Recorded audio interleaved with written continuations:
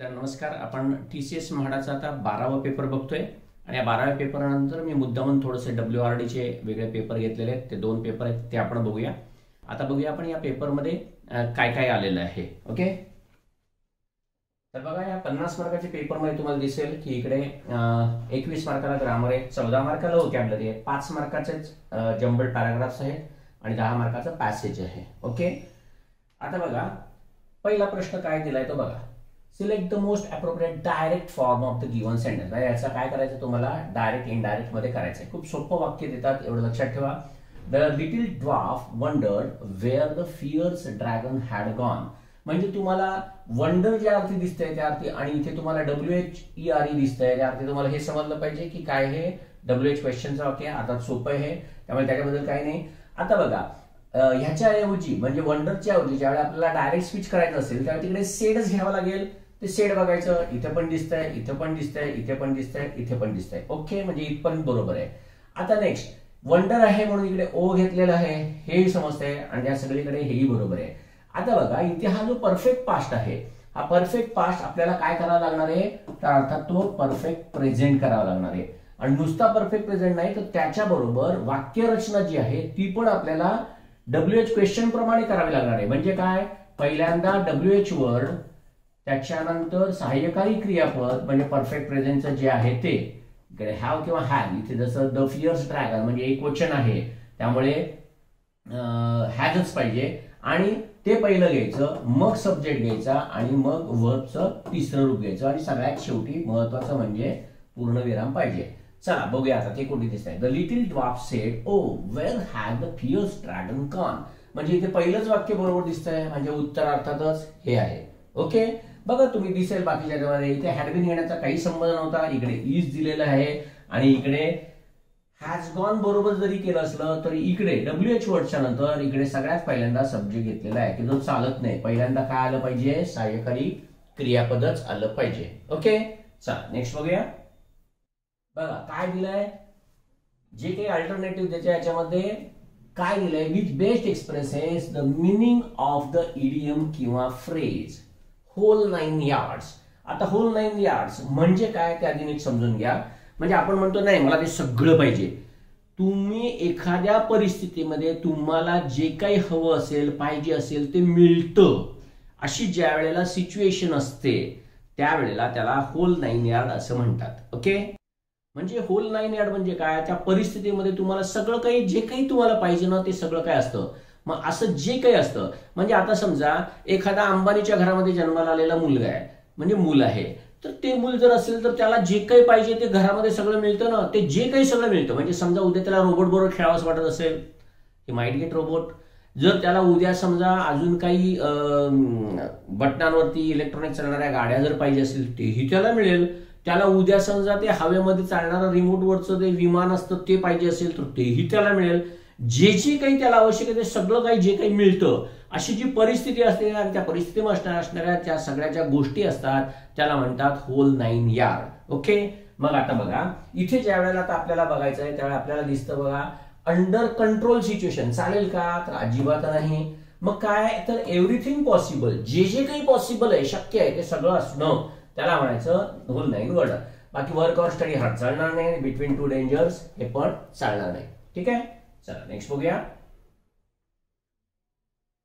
पुढचा प्रश्न काय बघा, अर्थात सेंटेन्सेस दिलेले आहेत आणि त्या सेंटेन्सेस मध्ये आपल्याला त्याचं सिक्वेन्स लावायचं आहे. ओके, चला एकदम सोपे सोपे देत असतात त्यामुळे तुम्हाला यांच्यामध्ये मार्क सहज मिळून जातील. बघा सगळ्यात बघत असताना आपल्याला काय काय बघायचं हे माहिती आहे तुम्हाला. इकडे 3 आहेत त्यामुळे अर्थातच 3 याच्यावरनं दिलं असणार आहे. पहिलं वाक्य एकदा आपल्याला समजलं की आपोआप दुसरं समजतं. बघा the boy had a collection of beautiful marbles, हे एक वाक्य. A boy and a girl were playing together, कळतंय. आणि the boy gave all his marbles to the girl for her candies. म्हणजे आपल्याला एकतर समजतंय की या वाक्याची सुरुवात ह्यानी नाही होणार आहे, कारण का तुम्हाला माहितीये की वाक्यामध्ये सगळ्यात पहिल्यांदा ज्यावेळेला एखादा नाऊन वापरलं जातं त्यावेळी त्याच्या आधी अ आर्टिकल असतं आणि त्याच्यानंतर पुन्हा त्याच नाऊनचा उपयोग केला तर त्याच्यासाठी द वापरत असतात. म्हणजे ग्रामरचे जे सगळे रूल्स आहेत ना हे सुद्धा बघा तुम्हाला समजेल की कसे अप्लाय करायला लागतात.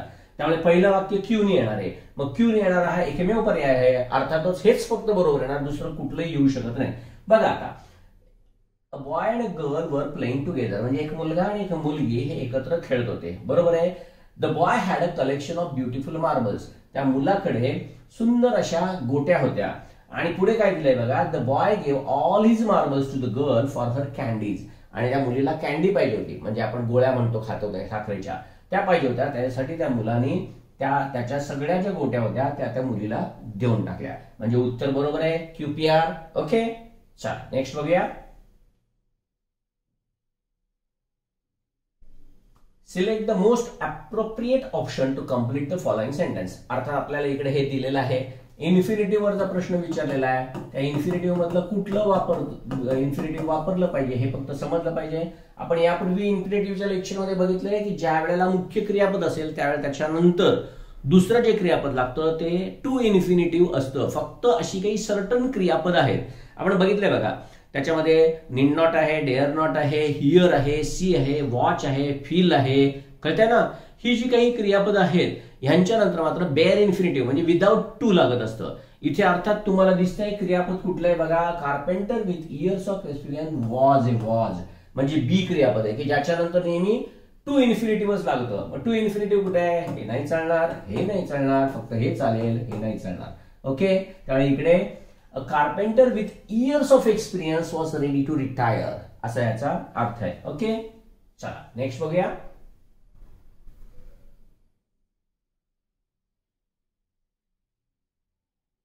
बघा काय दिलंय, इनडायरेक्ट फॉर्म काय आहे तो आपल्याला बघायचा आहे. डायरेक्टच्या वाक्य दिलेलं आहे, Deepika said to her mother I am going to attend my sociology lecture. एकदम सोपं आहे, सेड आहे आणि हर मदर आहे, म्हणजे सगळीकडे टोल्ड पाहिजे. इथे टोल्ड आहे, इथे टोल्ड आहे, इथे सेड आहे म्हणून काढून टाकायचं, इथे आस्क्ड आहे म्हणून काढून टाकायचं. का, हे वाक्य साधं आहे, असर्टिव्ह सेंटेन्स आहे, आणि असर्टिव्ह सेंटेन्स असेल तर त्याच्यामध्ये आस्क घेण्याचा काही संबंध येत नाही, तो फक्त इंट्रोगेटिव्ह सेंटेन्सेस मध्ये घेतला जातो. मग आता इकडे उरले कुठे, आपल्याला फक्त दोनच उरलेले आहेत. मग आता आपल्याला फक्त बघायचंय, दीपिकाने आईला विचारलंय म्हणजे ती स्वतःबद्दल म्हणते, त्यामुळे शी, ॲमचं झालं वॉज, आणि याचं होणार आहे हर, राईट. बस एवढं झालं की संपलं. मग बघा, she was going to attend her sociology lecture. उत्तर बरोबर, पहिलंच वाक्य बरोबर. हे का चुकलंय बघा, तर इकडे इज तसंच ठेवलंय म्हणून फक्त चुकलेलं आहे. ओके, चल नेक्स्ट बघूया.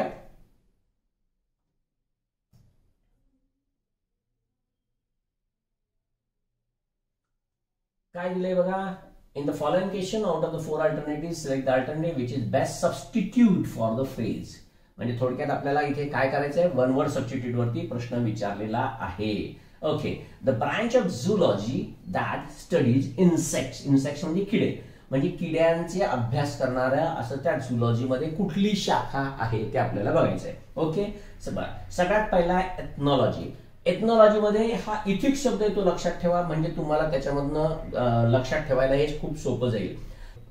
तर एथनॉलॉजीचा अर्थ आहे मानववंशशास्त्र, म्हणजे माणूस ज्या समुदायामध्ये राहतो त्यामध्ये माणसाचे स्वभाव काय, त्याचे एकमेकांबरोबर जे संबंध कसे असतात, त्याचे कसे समाजामध्ये राहताना तो कसा वागतो वगैरे, हे सगळ्याचं जे शास्त्र आहे ते आहे एथनॉलॉजी मध्ये. जिनिओलॉजी मध्ये काय असतं माहितीये का, वंश परंपरा जी असते, त्या वंश परंपरा जी असते ना ती सगळे त्याचा अभ्यास केला जात असतो. म्हणजे पूर्वज कोण आणि त्या पूर्वजांपासून त्याच्यानंतर आलेले जे काही त्याचे एक एक जे काही वारसदार आहेत या सगळ्यांचा जिनिओलॉजी मध्ये अभ्यास केला जातो. ओके, मग याला वंशावळ असं सुद्धा म्हणतात. त्यामुळे जिनिओलॉजी पण चालणार नाही, म्हणजे थोडक्यात हे पण चालणार नाही, हे पण चालणार नाही. इथे वंशावळचा अभ्यास कळतंय, त्याचा अभ्यास करायचा आहे. ओके, इकडे काय एथनॉलॉजी, मानव वंशशास्त्र. ओके, बर. आता एटिमॉलॉजी आहे, हे काय असतं तर व्युत्पत्तीशास्त्र असतं, म्हणजे भाषेच्या संबंधामध्ये, किंवा ज्याला आपण म्हणतो की एखादा शब्द आहे त्याची व्युत्पत्ती काय, आणि मग नंतर हळूहळू पुढे त्याच्यामध्ये अजून काही वेगवेगळे शब्द तयार होतात का वगैरे वगैरे, व्युत्पत्तीशास्त्र येते. आणि एंटोमॉलॉजी आहे तो हाय, कळतंय.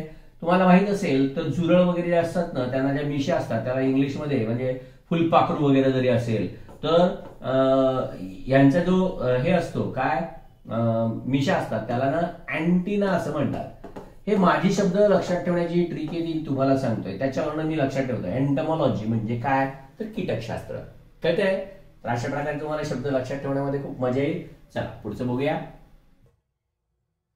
इथे आपल्याला एरर शोधायला सांगितलंय बघा. Some part of the sentence may have errors, find out which part of the sentence has an error. याच्यामध्ये कुठे एरर आहे का बघायचं, आणि जर सेंटेन्स मध्ये एरर नसेल तर तुमचं उत्तर काय करायचंय, नो एरर मध्ये घ्यायचंय. राईट. चला, if you visit my home again, जर तू माझ्या घरी पुन्हा भेट देशील, म्हणजे इफचं वाक्य दिसतंय इकडे, सिंपल प्रेझेंट समजतंय, त्या अर्थी इकडे सिंपल फ्युचर पाहिजे. ओके, एवढं एकदा समजलं की समजतं की आय डेफिनेटली हेल्प, हे चालणार नाही म्हणजे चूक इथे आहे. मग होम अगेन एकदम बरोबर आहे, त्यामुळे याच्यामध्ये काही चूक नाहीये, त्यामुळे हे बरोबर आहे. एरर तर आपल्याला मिळाले त्यामुळे हे चालणार नाहीये, त्यामुळे एरर म्हणजे उत्तर येणार आहे पर्याय 3, डेफिनेटली हेल्प यू. बाकी हे चालणार नाही कारण हे बरोबर आहे. ओके, म्हणजे इथे पाहिजे काय, आय शॅल किंवा विल काही पण चालेल, आणि मग डेफिनेटली आणि हेल्प, बरोबर ना, हेल्प यू असं फ्युचर मधलं वाक्य येणार आहे. राईट. चला पुढचं बघूया. The following question, some part of the sentence may have errors. परत एरर्स इंडिकेट करण्यासाठी आहे. बघूया आपण. My father had to burn the midnight oil to support our family. Midnight, burn the midnight oil याचा अर्थ काय, खूप काम करणे, खूप कष्ट करणे अशा प्रकारे, म्हणजे रात्रभर जागणे. कळतंय का? म्हणजे थोडक्यात काय, तुम्हाला माहिती आहे मिडनाईट, पूर्वी आता आपल्याला लाईट्स वगैरे सगळे आहेत, पूर्वी लाईट वगैरे नव्हते, त्यावेळी अर्थातच दिव्याच्या म्हणजे तेलाचा दिवा होता, त्याच्यामध्ये कामं करायचे. तर अशा प्रकारे मिडनाईट पर्यंत म्हणजे खूप लेट पर्यंत, आणि त्याच्यानंतर सुद्धा कदाचित पण ते काम करणं अशा प्रकारे, म्हणजे नुसतं काम करणं नाही, इव्हन अभ्यास करणं असेल तर त्याच्यासाठी सुद्धा तुम्ही ही फ्रेज वापरू शकता. ओके, मग ह्याच्यामध्ये to burn the midnight oil ही बरोबर फ्रेज आहे, त्यामुळे याच्यामध्ये उत्तर नो एरर आलं पाहिजे. त्यामुळे हेही याच्यामध्ये काही चूक नाही, याच्यामध्येही काही चूक नाही, आपलं उत्तर येणार आहे हे नो एरर. राईट. चला पुढचं बघूया. परत अल्टरनेटिव्ह दिलेले आहेत आणि याच्यामधलं कुठल्याने मिनिंग दिसतोय इडियम किंवा फ्रेजचा ते बघायचं. A drop in a bucket. कळतंय? बकेट म्हणजे बादली, माहितीये. बादलीमध्ये जर पाणी जर पूर्ण भरलेलं असेल, त्याच्यामध्ये तुम्ही अजून एक ड्रॉप जर टाकला तर त्याने काही फरक पडणार आहे का?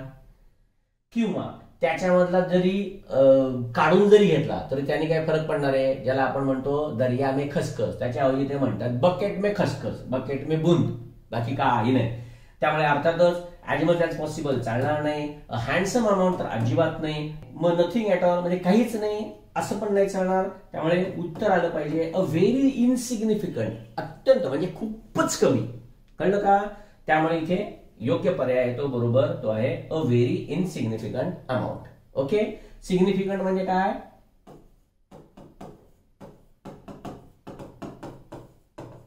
महत्वाचं, लक्षात येईल असं, आणि मग त्याला विरुद्ध अर्थ इनसिग्निफिकंट, अजिबात लक्षात येणार नाही, एवढं कमी अमाऊंट. ओके, अशा प्रकारे याचा अर्थ आहे. चला नेक्स्ट बघूया. बघा काय दिलंय, the most appropriate indirect form of the given sentence. काय दिलंय बघा, Natasha said to Clint Barton where have you been last night. मुळात हे वाक्य चुकलंय, कारण का लास्ट नाईट असल्यानंतर इकडे सिंपल पास्ट पाहिजे. कळतंय? पण चला आपल्याला काय उत्तर फक्त हे करायचंय.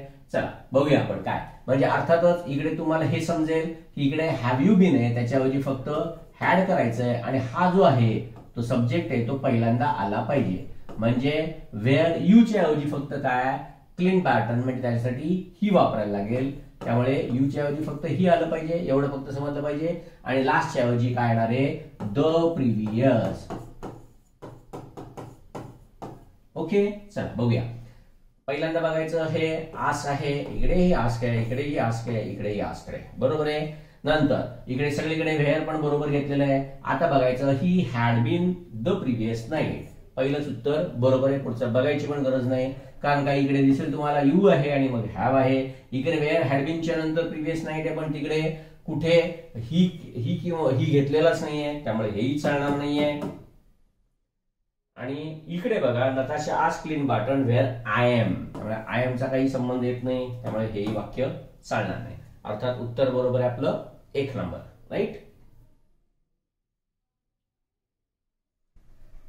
बघा इथे 4 शब्द दिलेले आहेत आणि त्याच्यामधला इनकरेक्टली स्पेल्ड एक शब्द आहे, तो कुठला आहे तो बघायचा आहे. अर्थात बघूया आपण.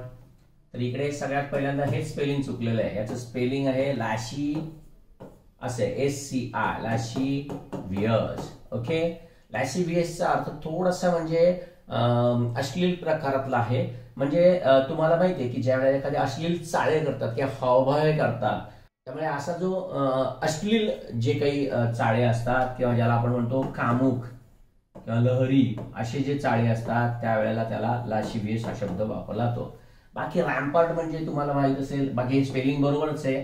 तर किल्ल्याची जी तटबंदी असते त्या तटबंदीला किंवा तट जो असतो त्याला रॅम्पार्ट असं म्हणतात. बाकी जनरस म्हणजे थोर किंवा उदार हा अर्थ तुम्हाला माहिती आहे, स्पेलिंग बरोबर आहे. आणि क्युपिडिटी मध्ये ना महत्वाचं लक्षात ठेवायचं, क्युपिड हा ना एक ग्रीक प्रेमाची देवता आहे किंवा प्रीतीची देवता आहे. म्हणजे आपल्याकडे जसा मदन आपण म्हणतो तसा तो आहे. त्यामुळे क्युपिडिटी हा जर शब्द त्याच्यामधून तयार झाला तर त्याचा अर्थ अत्यंत लोभी असा त्याचा किंवा अत्यंत लोभ असा त्याचा अर्थ होत असतो. ओके, कारण का ते नाउन आहे. ठीक आहे.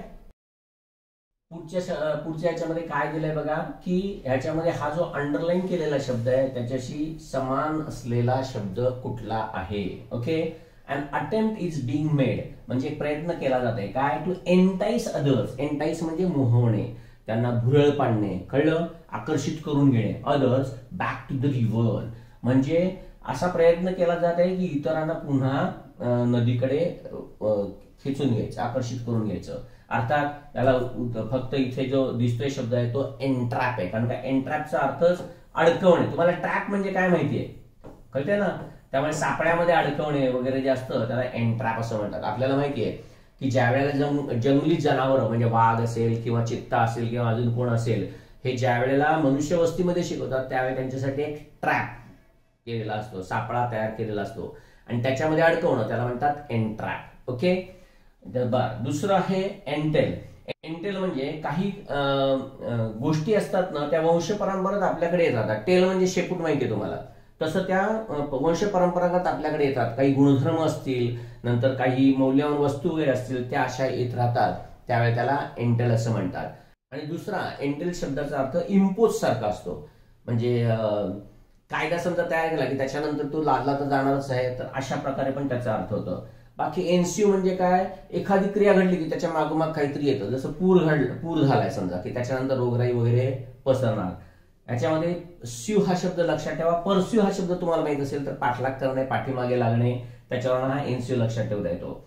रेज म्हणजे राग किंवा क्रोध असतो तो, आणि एनरेज म्हणजे रागाला आणणे, एखाद्याला संताप करायला लावणे, संतापवणे असं जे म्हणतात तो एनरेज शब्द आहे. तर अशा बाकी शब्दांचे अर्थ आहेत. शब्दांचे अर्थ जेवढे माहीत असतील तेवढे आपल्याला परीक्षेसाठी चांगल्या रीतीने लक्षात ठेवा. ओके, चला पुढचं बघूया. परत इकडे आपल्याला PQR दिलंय. खूप सोपे असतात त्यामुळे याला अजिबात घाबरू नका. चला बघूया. The dog would run barking and trying to overtake cars. हे तर पहिलं येणार नाही, लगेच समजतं, कारण का आधी याची माहिती तर दिली पाहिजे. मग पुढे दिलंय the road side for vehicles to come. हे काही चालणार नाही, म्हणजे सुरुवात फक्त यांनी होणार आहे. बघा काय होणार आहे, आरनी सुरुवात कुठे होते बघा, फक्त इथे होते. झालं, उत्तरच मिळालं आपल्याला. दुसरं काही बघायची गरज पण पडणार नाही. आता बघूया RQP प्रमाणे, RQ आणि मग P. ओके, बघा. A farmer had a dog that use to wait. म्हणजे एका शेतकऱ्याकडे कुत्रा होता की तो वाट पाहायचा. कशाची वाट पाहायचा बघा, बाय द रोड साइड, म्हणजे रस्त्याच्या बाजूला तो वाट बघायचा. कशासाठी, फॉर व्हेकल्स टू कम, वाहनं येण्याची. आणि द डॉग वुड रन, आणि मग तो काय करायचा, धावायचा. Barking and trying to overtake cars, आणि तो फक्त भुंकायचा आणि त्यांना ओव्हरटेक करायचं, म्हणजे त्यांना ओलांडून पुढे जायचा प्रयत्न करायचा. कळतंय. आपणही बघतो की आपण मोटरसायकल चालवतो किंवा कार्सवरती किंवा रिक्षावरती सुद्धा आजकाल अनेक कुत्रे असे धावताना आपल्याला दिसतात. ओके ना, ठीक आहे. चला पुढचं बघूया. ऍक्टिव्ह व्हॉइस काय आहे ते आपल्याला बघा, ते विचारलेलं आहे. Many types of beautiful toys were being sold by them at the market. कळतंय. वर बीइंग सोल्ड म्हणजे काय आहे, कंटिन्युअस पास्ट आहे. ओके, आणि हा सब्जेक्ट आहे, त्यामुळे दे सगळ्यात पहिल्यांदा आहे. सगळीकडे दे बरोबर आहे. कंटिन्युअस पास्ट आहे, त्यामुळे दे साठी काय लागणार आहे, WERE, आणि त्याच्यानंतर सेलिंग. ओके, वर सेलिंग हे लागणार आहे. मग आता बघा इकडे हॅड सोल्ड आहे, चालणार नाही. इकडे वर selling many types of beautiful toys at the market, एकदम बरोबर आहे. त्यामुळे उत्तर येणार आहे 2 नंबर. तिसऱ्या याच्यामध्ये हॅव सोल्ड आहे, चालणार नाही. इकडे आर सेलिंग आहे, चालणार नाही. क्लिअर? खूप सोपे सोपे प्रश्न असतात. The following question, 4 words have given out, which one word is incorrectly? परत स्पेलिंग याचं बघायचं आहे. अपलॉड, APPLAUD, एकदम बरोबर आहे. स्पेलिंग मध्ये काहीही चूक नाही आहे. अपलॉड म्हणजे टाळ्या वाजवणं किंवा वाहवा करणं, प्रशंसा करणं असा त्याचा अर्थ आहे. नंतर अलिव्हिएट, याच्यामध्ये सुद्धा काहीही चूक नाही.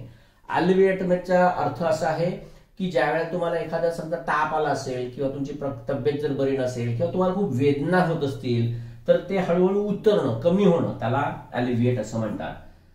अडॅप्टेशन हे पण बरोबर आहे. अडॅप्ट म्हणजे माहिती तुम्हाला जुळवून घेणं, त्यामुळे जुळवून घेण्याची जी क्रिया आहे त्याला अडॅप्टेशन असं म्हणणार. अड्युलेशन, इथे मात्र हे चुकलेलं आहे. कारण का? इथे पाहिजे.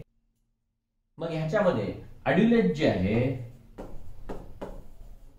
याचा अर्थ काय? तर खुशामत करणे, खुशमस्करी एखादे करतो ना, तो याचा अर्थ आहे. मग अड्युलेशन म्हणजे काय? अशी केलेली गेलेली खुशामत. ओके, खुशा आहे ते, तर अशी ती खुशामत आहे, त्याला अड्युलेशन असं म्हणतात. ओके, अर्थातच स्पेलिंग फक्त कुठलं चूक आहे आपल्याला समजलंय, त्यामुळे अर्थात उत्तर हे आहे. बाकी ही स्पेलिंग सगळी बरोबर आहे. Correct. In the following question, 4 words have been given, out of which one word is incorrectly spelled. परत स्पेलिंग साठी दिलेलं आहे इररिलेव्हंट. इथे पहिलं स्पेलिंग चुकलं आहे. कारण का? पाहिजे काय? रिलेव्हंट, RELE पाहिजे. कळतंय? त्यामुळे हे स्पेलिंग चुकलंय. रिलेव्हंट म्हणजे संबंधित, रिलेशन वरून तुम्हाला लक्षात ठेवता येईल. रिलेव्हंट, संबंधित, इररिलेव्हंट. कळतंय? त्यामुळे हा शब्दच फक्त इथे स्पेलिंग चुकलाय. त्यामुळे आपलं उत्तर असणार आहे अर्थातच 1 नंबर. बाकी इन्सर्ट म्हणजे आतमध्ये घुसवणे, इन्सर्शन, आत घुसवण्याची क्रिया आहे, स्पेलिंग बरोबर आहे. इनडेलिबल म्हणजे पुसता न येण्यासारखं. कळलं? वन वर्ड सबस्टिट्यूट मध्ये आपल्याला हा शब्द आपण बघितलेला आहे. आणि इनविन्सिबल आहे, पण वन वर्ड सबस्टिट्यूट मधला आहे. इनविन्सिबल म्हणजे अजिंक्य, ज्याचा पराजय करता येत नाही असा. ओके,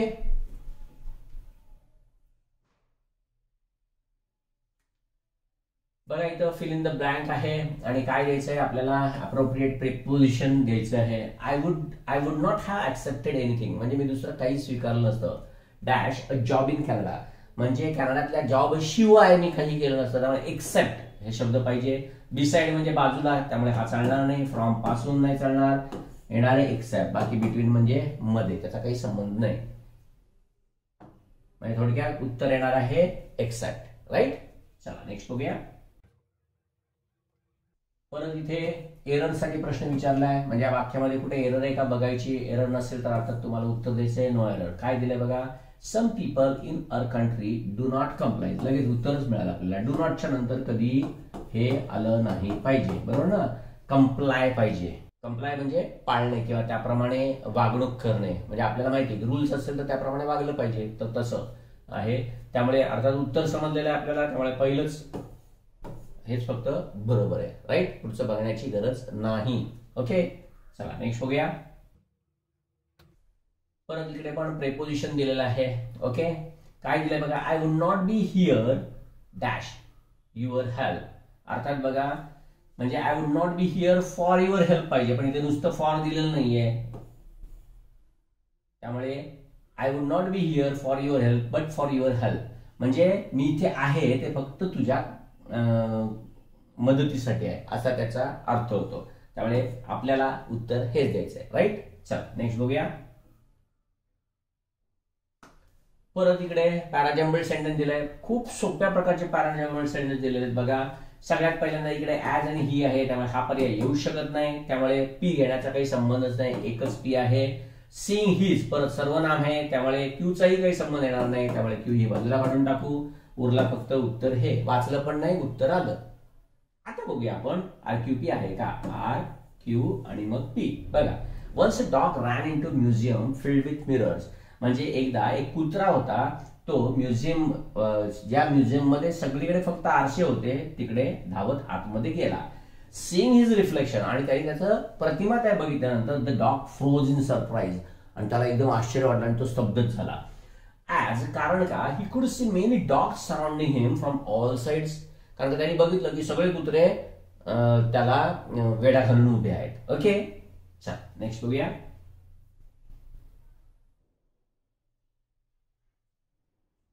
परत इकडे आपल्याला काय दिलंय बघा, the meaning of the proverb. खूप सोपं आहे, बघितलेलं आहे पण आपण. The early bird catches the worm. तुम्हाला मराठीमध्ये ज्याला आपण म्हणतो ना हजीर तो वजीर, त्याच्यासाठी लक्षात ठेवा, खूप छान आहे फ्रेज, हजीर तो वजीर. म्हणजेच काय बघा, जो पक्षी लवकर येतो ना त्याला खायला मिळतं. वर्म म्हणजे किडा, पक्षी किडे खातात माहिती आहे, म्हणजे जो लवकर येतो ना त्याला ते खायचे किडे मिळतात. तसंच आहे, म्हणजे one who arise early is likely to build his house. तर इकडे बिल्ड घेण्याचा काही संबंध नाही, त्यामुळे हे चालणार नाही. One who arise first has the best chance for success, हे एकदम बरोबर आहे, कळतंय. आणि one who arise first lives on charity. Charity म्हणजे दान, दानावरती नाही राहायचंय, कळलं. आणि one who arise early keeps wild animals away, म्हणजे जो जंगली प्राण्यांना लांब ठेवतो, हे पण चालणार नाही. त्यामुळे उत्तर खूप सोपं आहे. Select the most appropriate option to substitute the underlined segment in the given sentence. If there is no substitution required, choose no substitution. चला बघूया. नाउन या घटकावरती सगळ्यात पहिल्यांदा प्रश्न जो विचारला तो हाय, कळलंय TCS मध्ये. म्हणजे बाकीचे पार्ट ऑफ स्पीच इकडे खूप कमी विचारतात, आणि जे विचारतात ते किती सोपे आहेत ते आता तुम्हाला समजेल. Some people always try to give a lot of advices unnecessarily. A lot of च्या नंतर तुम्हाला माहिती आहे की तिथे नेहमी अनेकवचन लागतं, पण ऍडव्हाइस हा असा शब्द आहे की ज्याच्यामध्ये त्याचं अनेकवचन कधीही केलं जात नाही, कळलं. पीसेस ऑफ ऍडवाइस वगैरे केलं जात असतं, त्यामुळे अर्थात हे चुकीचं आहे, कळतंय. मग नो सबस्टिट्यूशन रिक्वायर्ड चालणार नाही. हे ऍडवाइस म्हणजे व्हर्ब होतं, क्रियापद होतं, त्यामुळे हे चालणार नाही. उत्तर आलं पाहिजे हे. बाकी हे येण्याचा काही संबंध नाही, कारण हे क्रियापद आहे, राईट.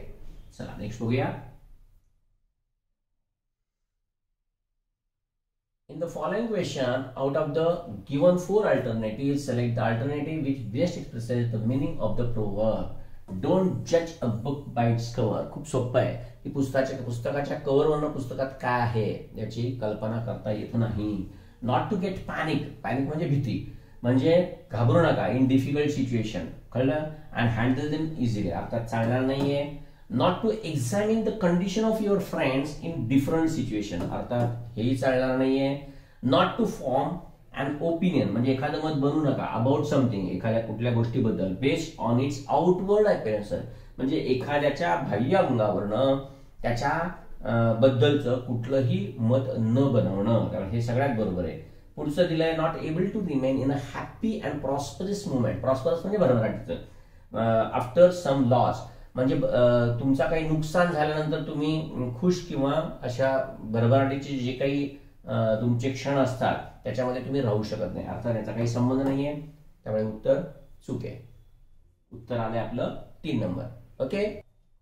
परत इथे जम्बल्ड सेंटेन्स दिलेले आहेत. इकडे पहिलं फक्त फिक्स ठेवलेलं आहे त्यांनी, आणि त्याच्यानंतर सेंटेन्सेस दिलेत. काही जरी दिलं तरी लक्षात ठेवा प्रश्नाची उत्तरं खूप सोपी असतात.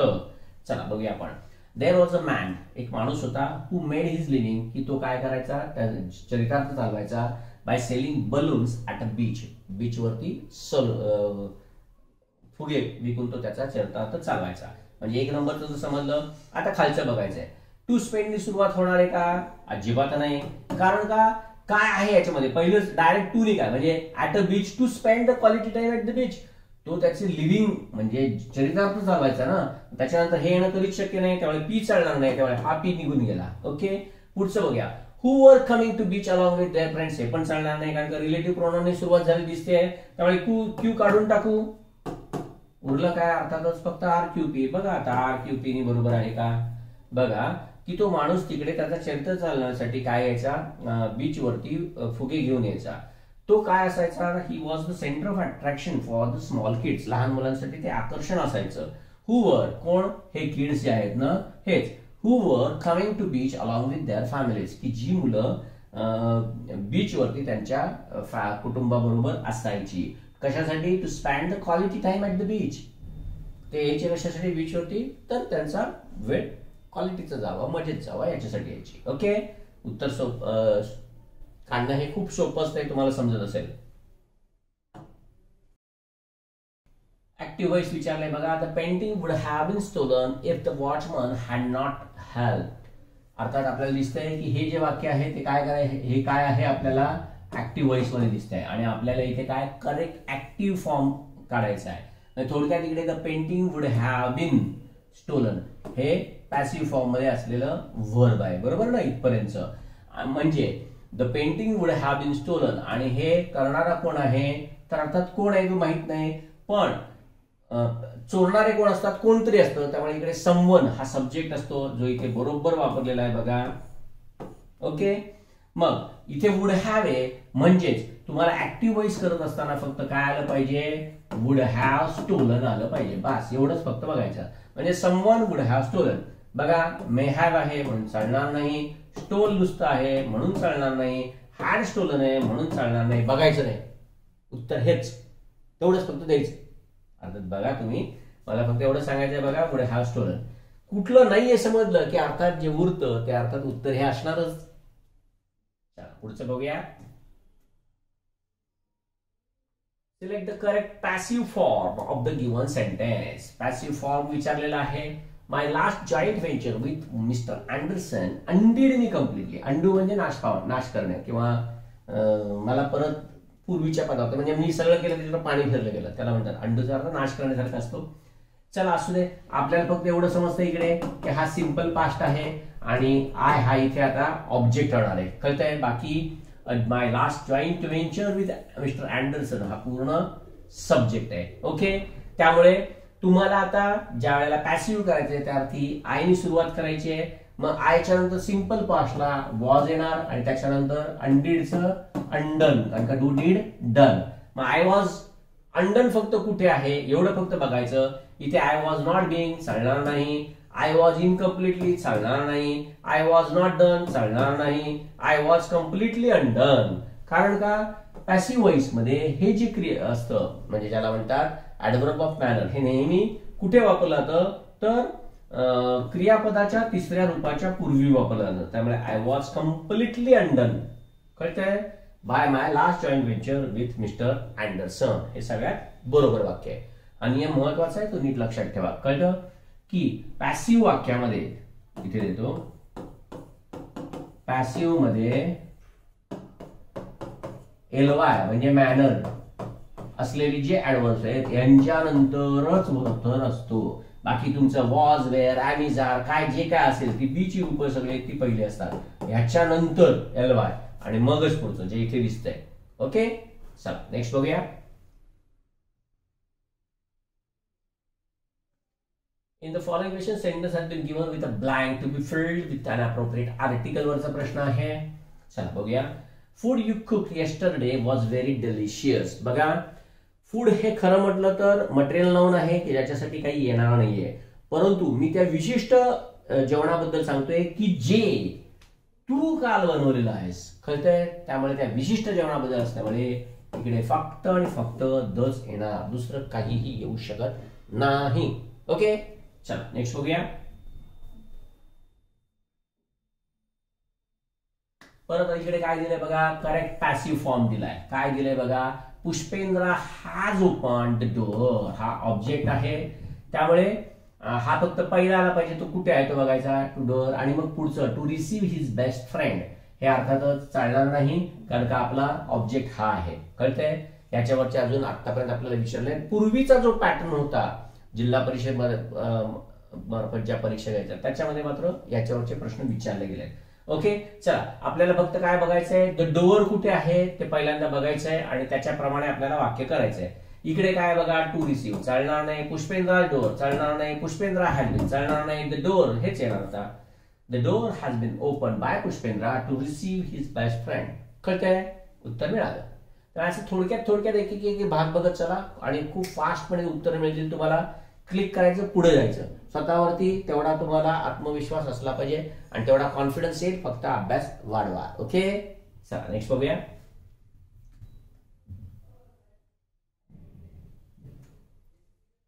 परत काय दिलंय बघा, एरर आपल्याला शोधायची आहे.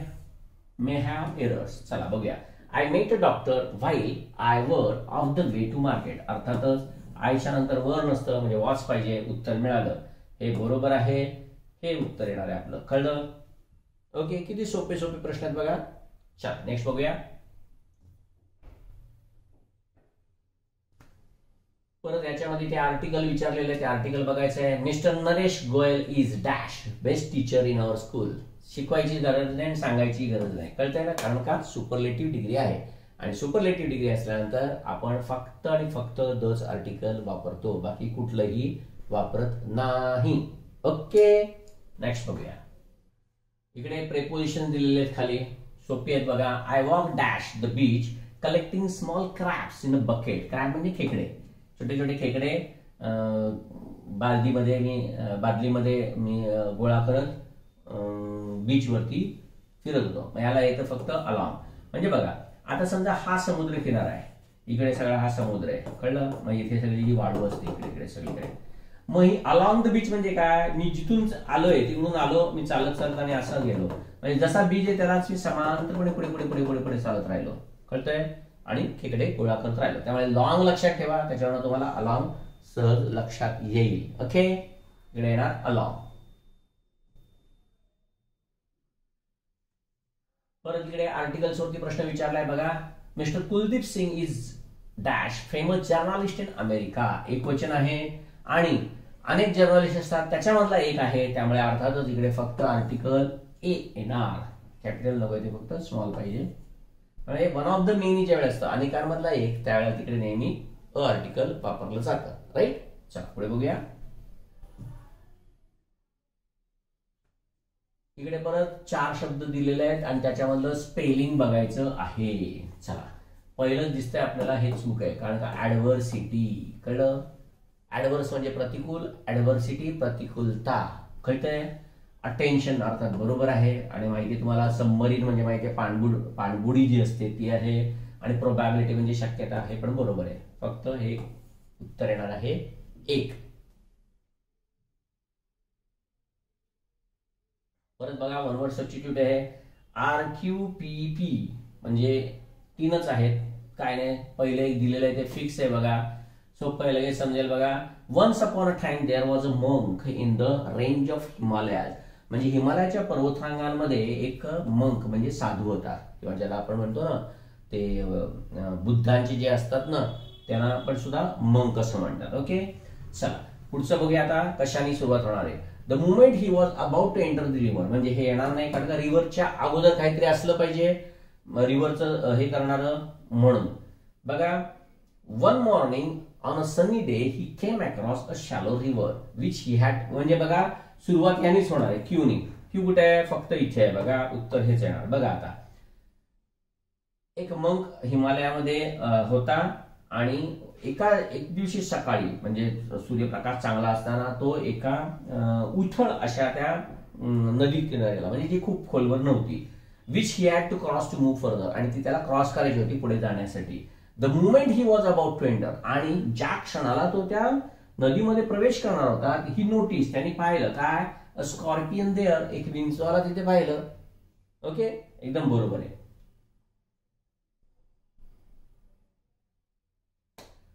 Appropriate option to substitute the underline segment. म्हणजे ह्याच्याऐवजी इथे काय पाहिजे ते बघायचं. The shark rapid attack. अर्थात रॅपिड चालणार नाही, रॅपिडली असलं असतं चाललं असतं. म्हणजे इकडे एलवाय असलेलं पाहिजे. क्लेव्हर अजिबात चालणार नाही, कारण का हुशार आहे. इकडे काय आहे? द शार्क रॅपिडली अटॅक म्हणजे खूप त्वरेनं त्यांनी आक्रमण केलं. And kept on repeating it's behaviour. आणि तो पुन्हा पुन्हा तेच करत राहिलाय. मग क्विक पण चालणार नाही, तर इथे आलं पाहिजे क्विकली. बिस्टली म्हणजे पशुवत, त्यामुळे अर्थात हे पण चालणार नाही. ओके, चला नेक्स्ट बघूया. बघा इथे पण आता एरर्स काय आहेत त्या बघायच्यात आपल्याला. चला बघूया. Lawrence have some difficulty in working at night shift. अर्थातच लगेच समजतं, लॉरेन्सच्या नंतर हॅव नाही पाहिजे, इकडे आलं पाहिजे एक वचनासाठी हॅज. म्हणजे हे बरोबर आहे, उत्तर येणार आहे लॉरेन्स हॅज. राईट? एरर आहे ती इथे आहे. ओके, चला नेक्स्ट बघूया.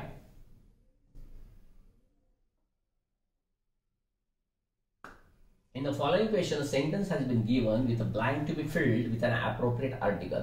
Select the most appropriate answer to complete the sentence. I am going to perform dash important task immediately. उच्चार कसा आहे बघा, ई या स्वराने आहे, त्यामुळे इकडे आलं पाहिजे काय, अँड. उत्तर येणार आहे 1 नंबर, राईट. परत इथे 4 अल्टरनेटिव्ह दिलेत आणि याच्यामध्ये काय ऑपोजिट कुठला आहे तर आपल्याला बघायचं आहे. Okay. Tyler was convicted. Convict म्हणजे ज्याच्यावरती त्यांनी गुन्हा केलाय असा आरोप सिद्ध करणं, त्याला म्हणतात कन्व्हिक्ट. कारण का नुसतं कन्व्हिक्ट म्हणून नाऊन पण आहे आणि क्रियापद पण आहे, हे दोन्ही आहे. म्हणजे नाऊन सारखं पण वापरलं जातं आणि वर्ब सारखं पण वापरलं जातं. कन्व्हिक्ट म्हणजे आरोपी, ज्याच्यावरती आरोप सिद्ध झालेला आहे, गुन्हा जो काही केला असेल त्याचा आरोप. आणि कन्व्हिक्टेड म्हणजे आरोप केला गेला आहे. The Taylor was convicted but was granted a royal pardon. पण रॉयल पार्डन म्हणजे त्याला एकदम माफी मिळालेली आहे, कळते का. म्हणजे जसं फाशी वगैरे दिलेली असते त्यावेळी त्या फाशीला तुम्हाला माहितीये की जसं माफी दिली जात असते फाशीला, तद्वत तिकडे रॉयल पार्डन दिलंय, म्हणजे राजाकडून त्याला माफी दिली गेलेली आहे. ग्रेस म्हणजे कृपा, आपल्याला ऑपोजिट बघायचं आहे, त्यामुळे ग्रेस म्हणजे कृपा हे चालणार नाहीये. मर्सी म्हणजे दया आहे, हा याला समानार्थी शब्द होईल, कारण का पार्डन म्हणजे माफी, क्षमा. म्हणजे इथे येणार आहे शब्द पनिश, कळलं का, शिक्षा. हा याला विरुद्धार्थी शब्द होणार. बाकी काइंडनेस म्हणजे दया, परत सिमिलर म्हणजे मिनिंगचं होईल. ओके, चला नेक्स्ट बघूया. The patient was riding on the bed in agony. Ride क्रियापद याचं WRITHE. तुम्हाला माहितीये वेदनेने माणूस इकडे तिकडे या कुशीवरून त्या कुशीवरून असा जो होतो त्याला म्हणतात राईड. म्हणजेच काय, वेदनेने कणणे, विव्हळणे असं जे असतं ना, इकडून तिकडून आळोखे पिळोखे ना, त्याला राईड असं म्हणतात. कळतंय, तो इथे शब्द आहे. म्हणजे तो जो काही रोगी होता ना तो राईड करत होता. म्हणजेच काय, तर आळोखे पिळोखे देत होता. ऑन द बेड इन ॲगनी म्हणजे तो तळमळत होता, कळलं. ॲगनी म्हणजे काय, पीडा, त्रास, वेदना असं आहे. मग अर्थात डिस्ट्रेस म्हणजे पण त्रास आहे, आपल्याला इकडे ऑपोजिट करायचंय. कम्फर्ट म्हणजे आराम आहे, त्यामुळे हा शब्द इथे सगळ्यात योग्य आहे, कळतंय, कम्फर्ट. अँझायटी म्हणजे काळजी, चिंता, असं सगळं एकत्र असतं, ते सगळं अँझायटी असतं, त्यामुळे हे चालणार नाही. म्हणजे बघा, तुम्ही परीक्षेला असताना तुमच्याकडे अँझायटी असते, म्हणजे तुमच्या मनावरती एक बोजा असतो, प्लस तुम्हाला काळजी पण असते की बाबा मला मार्क्स मिळतील की नाही आणि सगळ्यांच्या पेक्षा जास्त मी पुढे जाईन की नाही, असं सगळं प्रेशर वगैरे सगळं एकत्र असतं, त्याला अँझायटी असं म्हणतात. मिजरी म्हणजे दारिद्र्य, त्यामुळे अर्थात हे चालणार नाही. Okay, agony, comfort.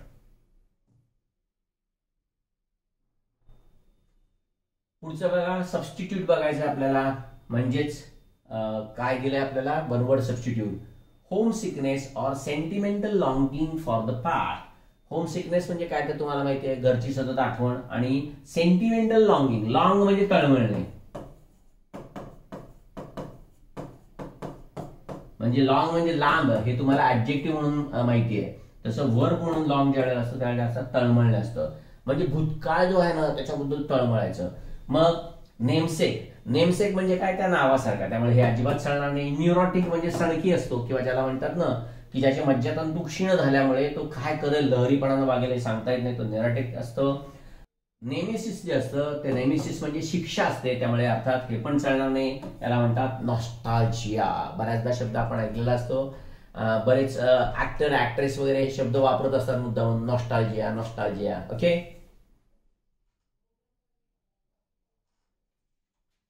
तर मित्रांनो अशा प्रकारे आपण ही प्रश्नपत्रिका पूर्ण केली.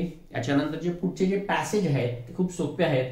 मला वाटतं पॅसेजचे आतापर्यंत जेवढे म्हणून मी काही एक्झाम्पल्स तुम्हाला दाखवलेले आहेत आणि कसा पॅसेज सोडवायचा त्या अवश्य तुम्हीही आता सोडू शकता.